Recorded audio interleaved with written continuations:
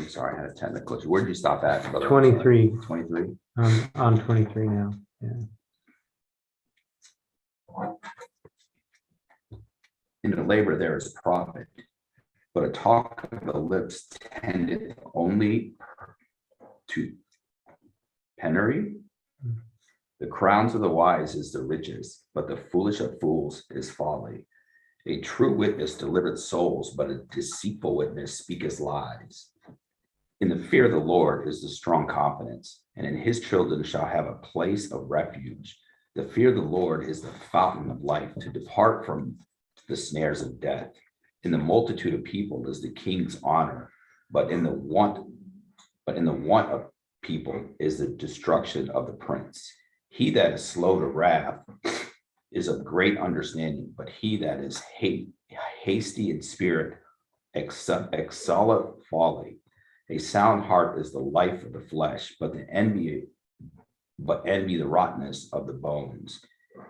Envy rottenness the bones. But he that oppresseth the poor reproacheth his maker, but he that honoreth him hath mercy on the poor. A wicked is driven away in the wickedness, but the righteous hath hope in his death. Wisdom resteth in the heart of him that hath understanding, but that which is in the midst of fools is made known. Righteousness exalts in a nation, but sin is reproach to any people.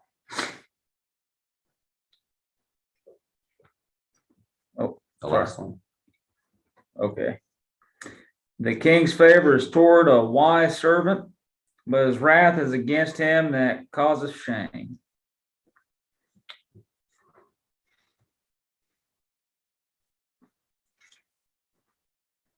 Well, Well, word of wisdom. And it's to tell us what to watch out for and how to deal with it. I have to apologize. I do. We were not live when you started. Oh, Something happened. I don't know what happened. It says we were, but we were not. So we are now. I It's see been it. a good day for live streams too. Yes. Yeah, we are now. I see it. But, Yeah. so, I'm Remember, taking I some can- online classes and it was all sorts of messed up this morning. Remember, I have a sledgehammer. I can fix it. yeah. Man after my own heart right there.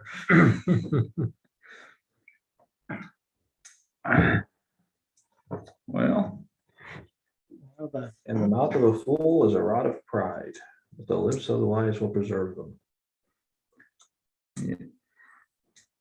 you know, it was kind of funny. Verse 4 was used at a job site the other day. They were accusing us of dirtying up a spot on the job. Well, I worked with a very biblical superintendent, and he wrote him a nice little note that said,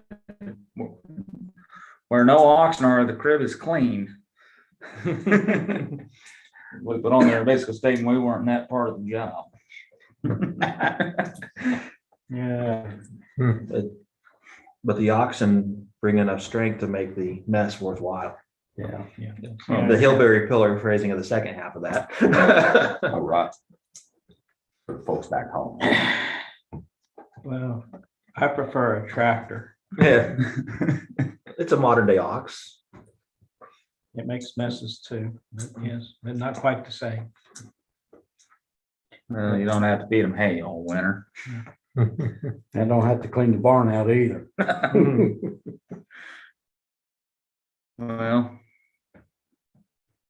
Well, let's back up to verse 1. Every wise one buildeth her house, but a foolish plucketh it down with her hands. You know, Excuse me. I love how now it's going in, because it's mainly been talking about the son and throughout here. Now it's talking about the woman, you know, where she built her house up. And it's women, just kind of going off the, Are amazing creatures. yes, Start out there. your wife's watching, ain't she? Probably. Well, saying. we, Yeah, I get in trouble for this, but we could take that to Proverbs 31. we're not there yet. Oh, I'm sorry. Go ahead. I told him he can jump around here. I forgot where we're at.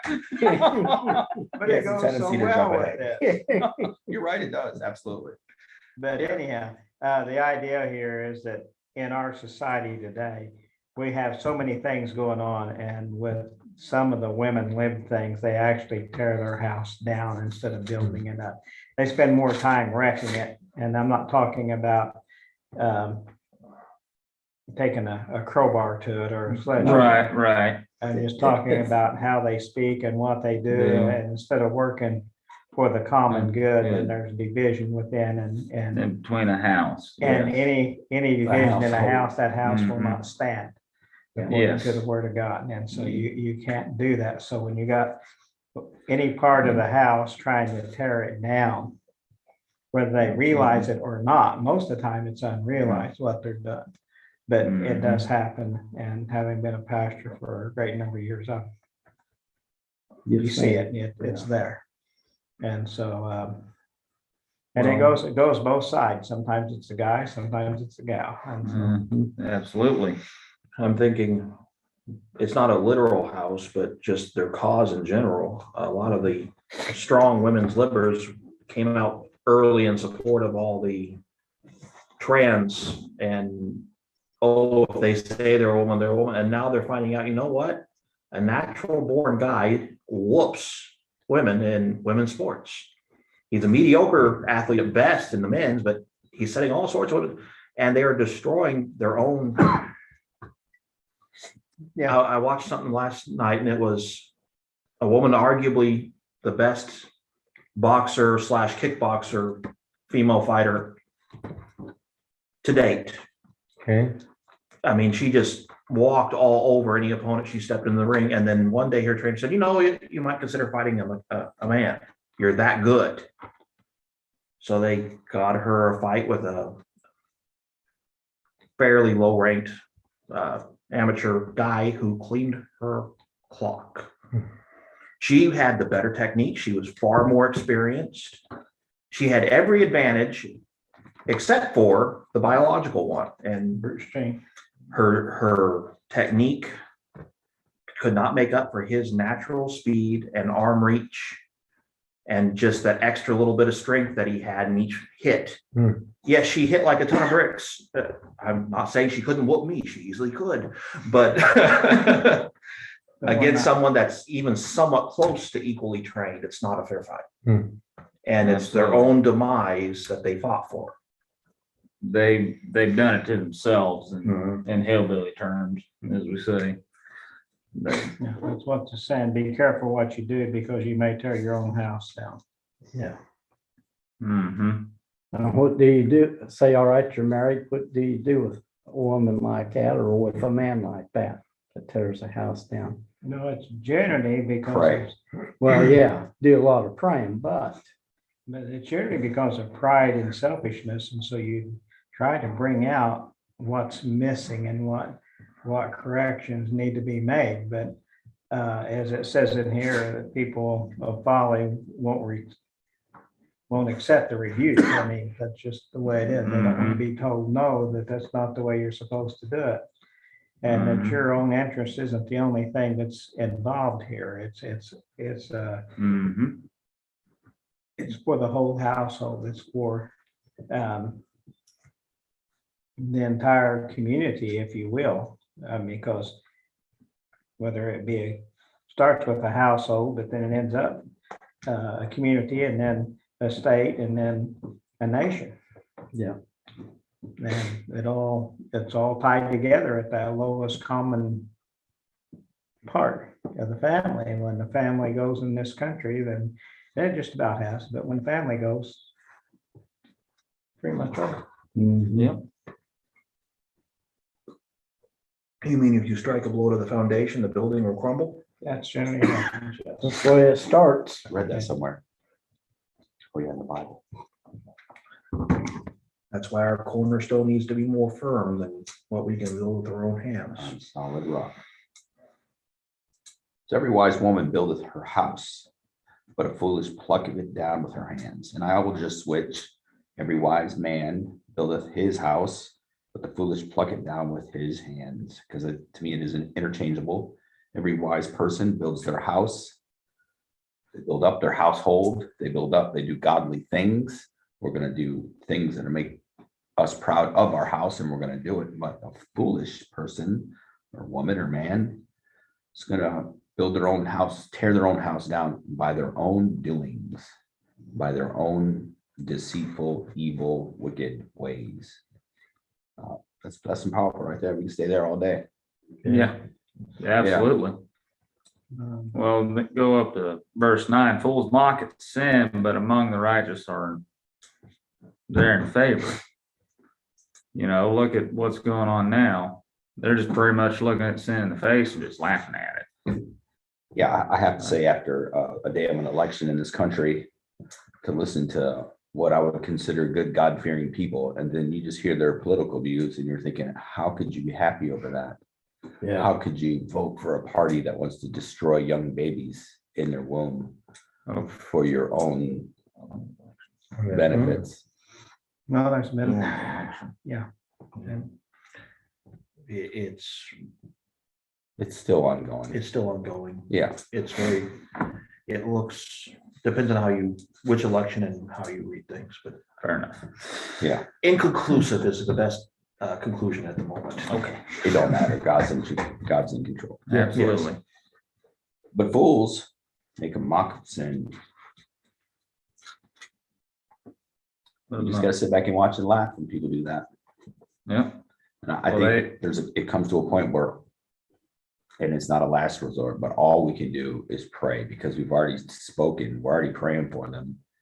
We've already tried to use our actions and our behavior, and we always try to influence the best we can without starting fights, which that always seems to happen.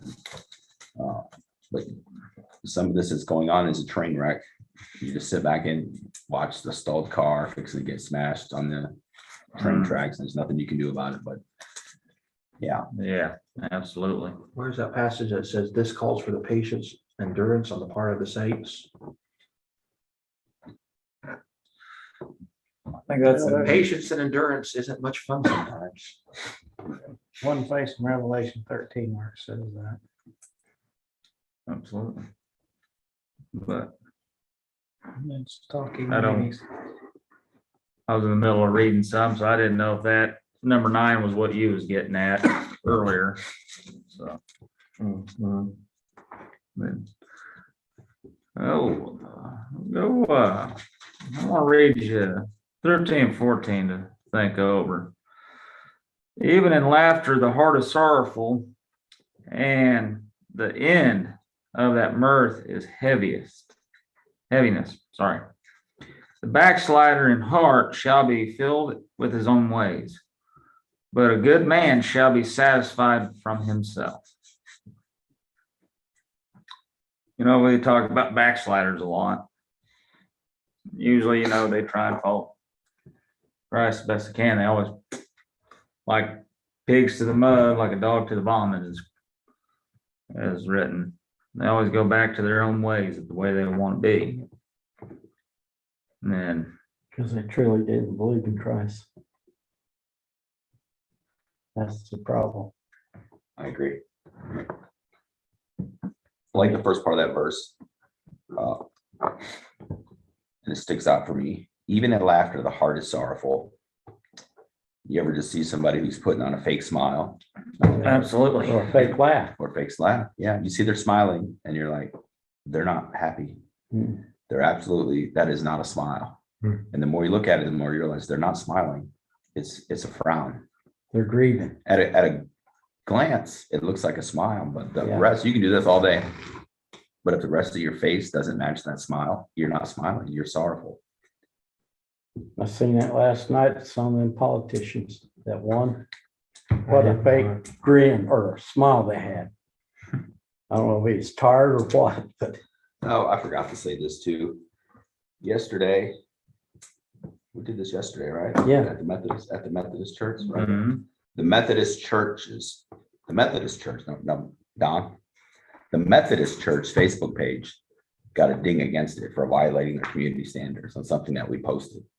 What have we found? I don't know. I didn't go back and look at it. The only thing we did was live stream the same thing we're doing now. Now, mind you, where are we at? Walnut Creek, Walnut Grove, Walnut nothing Creek. happened. Union Baptist, nothing happened. The same stream, the blog, YouTube, nothing happened. But our Facebook page got dinged on it. Yeah, I had my phone. I'll show you the screenshot of. Don't you just love consistently applied rules? That's what I'm saying. It's the same stream going to 5 or 6 different Facebook pages, but one of them got flagged for inappropriate something. I don't know. Yeah. That's the part that makes me, that's the part that I always chuckle at. Like, really? Yeah. If we really violated something, wouldn't it be on all the streams? Right? You wouldn't, you think? Considering it's one feed, it's one camera, it's one, I guess the everything. rules for the Methodists are different than the rules for everybody else. I guess. It's probably the stuff I said bad afterward that they heard me when I said I'm a horrible Methodist. Ding, gotcha. Yeah, you just thought you weren't live. Gotcha, punk. I was getting ready to say what's good for the goose, good for the gander, but. Right. But not for the Methodist. It's probably because they said that, man, you sound like a Baptist. You're done. Yeah, I'll take this call. Yeah, I'm a bad influence. Anyhow, I look at this verse 13 here. Even in laughter, the heart may ache, and joy may end in grief. God gives us laughter. I mean, the emotions come from God. And, you know, there may be something going through with a loved one, and Mike will know this well from what he does. There may be some laughter there may be some things, but the heart is weighted down by the seriousness of cancer or the nearness of death. Or even death, funerals. Yeah, and different things that people go through. And there may be a joy to know that your loved one is now in a better place in heaven with God, with Jesus. But on the other hand, there's something missing in our lives. There's that relationship that is gone, and we won't have it again here on this earth. So it's unique, and we can have some sorrow even in times, well, knowing that the person was a believer should give us great joy, but we're not to grieve. The New Testament tells us, like those who have no hope. Yeah. We can have joy even in our grief. And I believe this is alluding a little bit to that idea also. It could be taken from different pictures depending on which side of the picture. I took it from a little, the mirror image perspective. Yes, but it can be taken from the other side of that also, is all I'm trying to say. It can be taken. Well, as it says earlier in Proverbs, you know, laughter is good medicine, but a broken spirit dries the bones. Yeah. And there is always that contrast in these things, and I'm aware of that. But even in that, there is a personal contrast in this one between laughter and joy, and yet the sorrow and I don't know what the weighty heart that it's talking about here. The grief. I tend to think of the grief generally is around when we lost somebody or about to lose somebody or situations dire. Well, especially that last portion where it says, and the end of mirth may be grief. I think of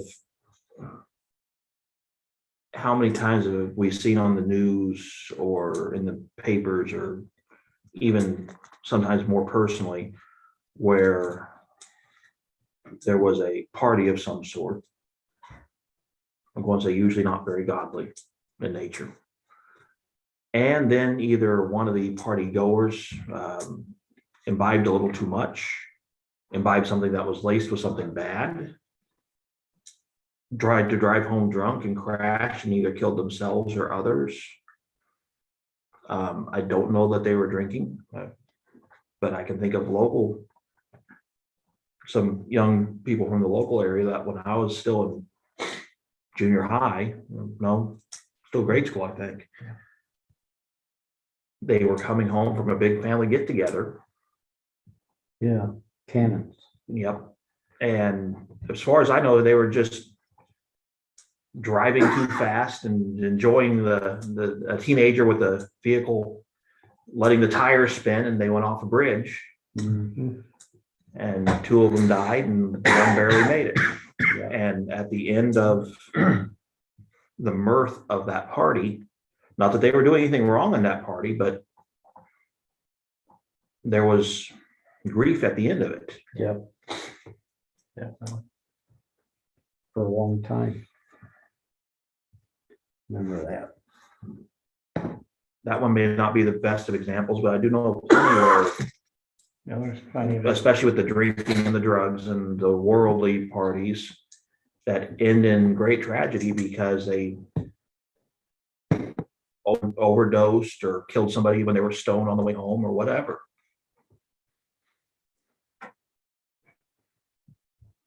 I'd like to go to verse 16. A wise man feareth and departeth from evil, but a fool rageth and is confident. You know, take it just brought up drinking, so take drinking. You know, what would a wise man do? He'd depart from it. He wouldn't sit there and get drunk, you know, 24/7, or he wouldn't drink stop or go out and think he's got to get drunk every night. Or even other things worse than that. You know, he would depart from it. He'd actually be scared to do it. From what I'm seeing here, the wise man fear. I said at a Bible study, this is 4, maybe 5 years ago, well, near 5 years ago, somewhere within there. And then they were talking about going into bars and going into drug places, drug houses, and, you know, trying to spread the gospel. And then the brother, who I won't say his name, good Bible believing Christian, every ounce of my bone says that he'll be right there in heaven with us. Said that I ain't going in there. He said, because that stuff tastes good. Exactly what you're saying. He's like, I don't want to be around it. Because if I get around it, I'll fall right back into it. And it took me too long to get out of it. So he's like, no, you guys can all do that all by yourself. And I'm like, amen. But the way he said it, it tastes good. I'll just stay away from it. Let somebody else come up in there if you do that. You got something to say? Speak up. I'm just doing a lot of thinking right now. I'm going to spring a little bit off the end of that verse where it says a fool rages and is self-confident, and go backwards a few verses here. There is a way that seems right to a man, but its end is the way of death. Do what, Josiah? There is a way that seems right to a man, but its end is the way of death. Yep. The number, and this is, I got in trouble for one of my college speeches. Not big trouble, but the professor kind of got on to me a little bit. The thing is, I looked at her and said, this was an argumentative paper and I made you mad, didn't I? Anyway, it was dealing with the homosexual issue, where it seems right to them, but the comparison I was making, and I will admit my conclusion was a little shallow, but it was not wrong.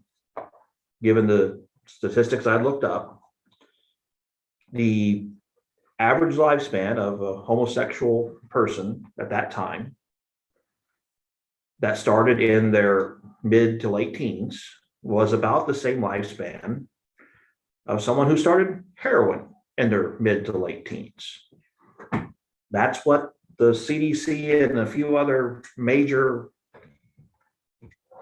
CDC. information, Center for Disease Control, Yeah, CDC. Yeah.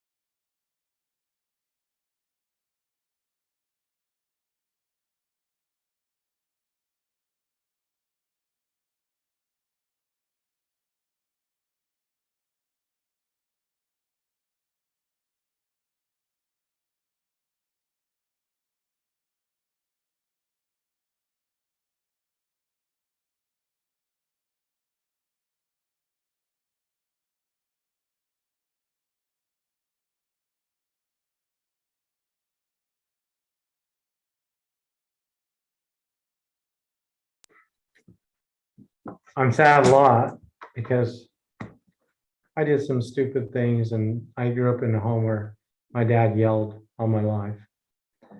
And my wife left me because I yelled 30 years ago. She left me. And I said, well, I apologize when I yell. My dad, I only heard him apologize a couple times in my life, you know. And she said, well, you're not sorry if you do it again, baby. He's talking about homosexuality. My wife now, she asked me after our first date, she said, well, what do you think of homosexuality? Because there's people that she loved who have that lifestyle or different feelings. And I said, well, Christ didn't teach us to be mean to people, but I don't understand it, you know, but it's nice that you can talk about it. And you're not being mean and disrespectful. Like there's a guy I watch, maybe my wife doesn't like him, called Stu Peters, but he's even mean in a lot of the stuff he says, you know, about that kind of stuff.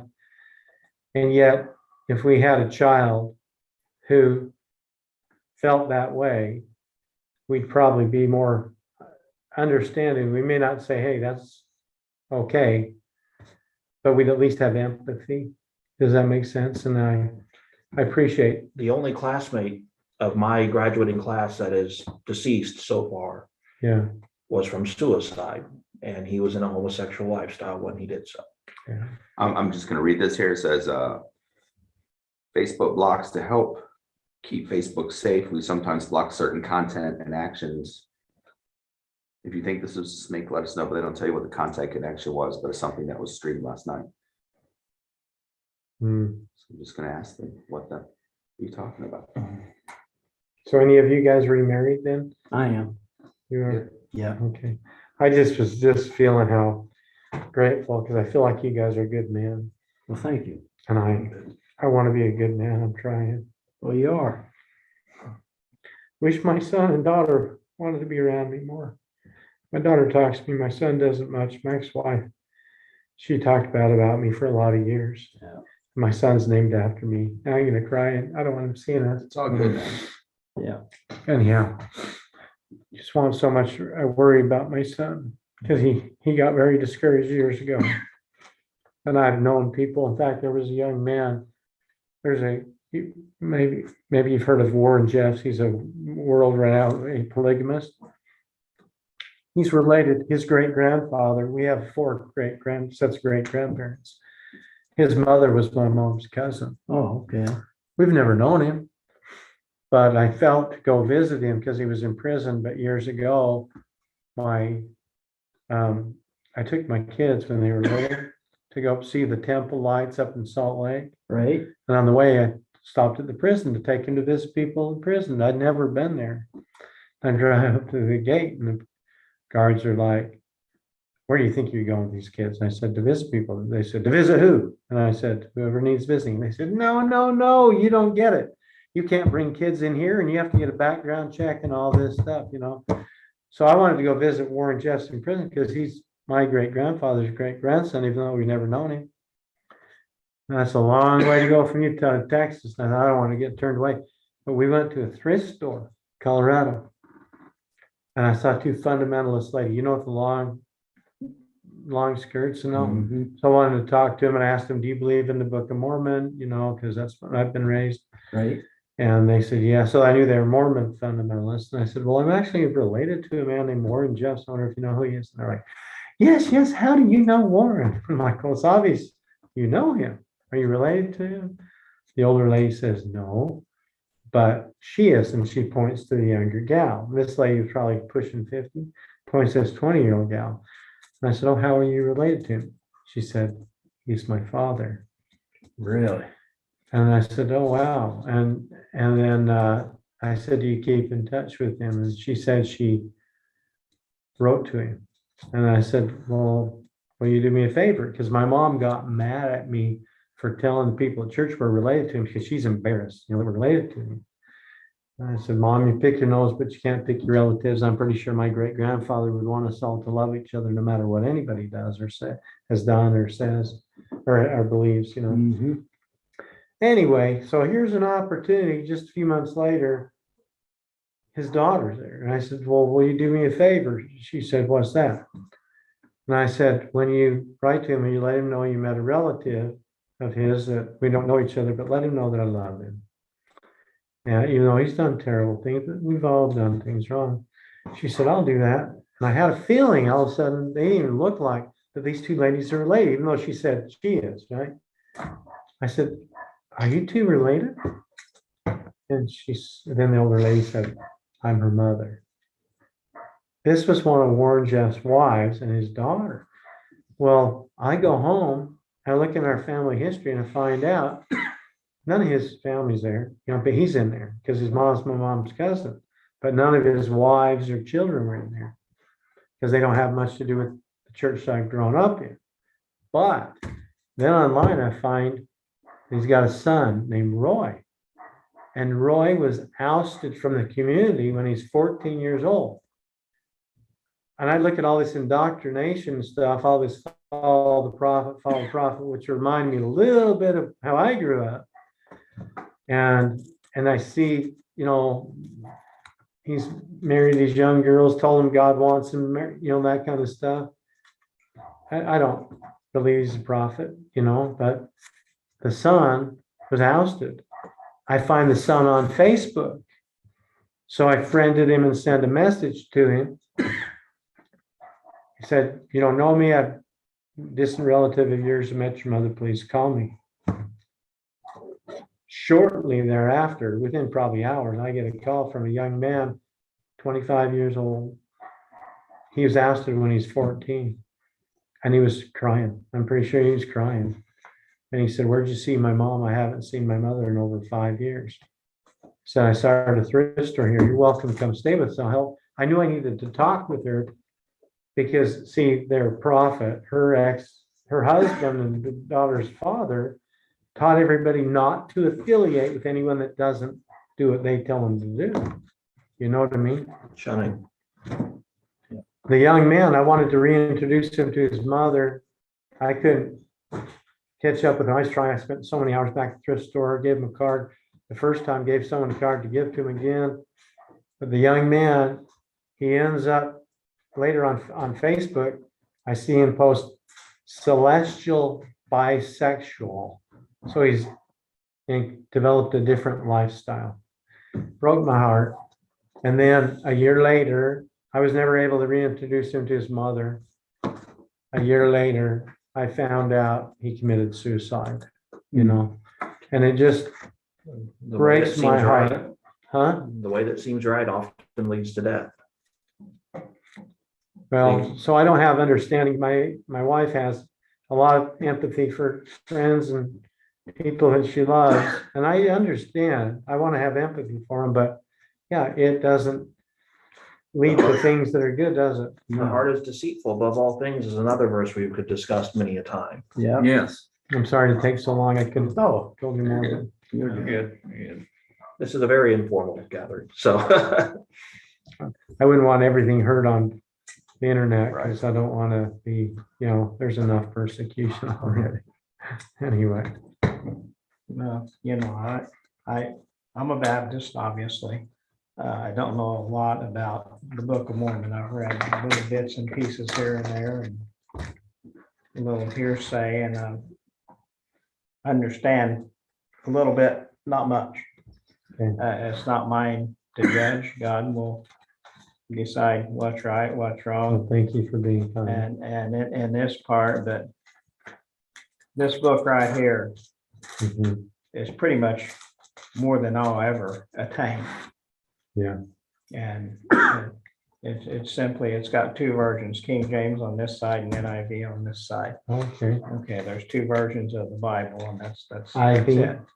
And King James on one side, what's the other side? NIV, that New New International. International Version. Oh, okay. okay, I generally read out the New International Version because it's generally a little easier to comprehend and to put the words. But I use both sides. But they say essentially the same thing in different words Mhm. in most places.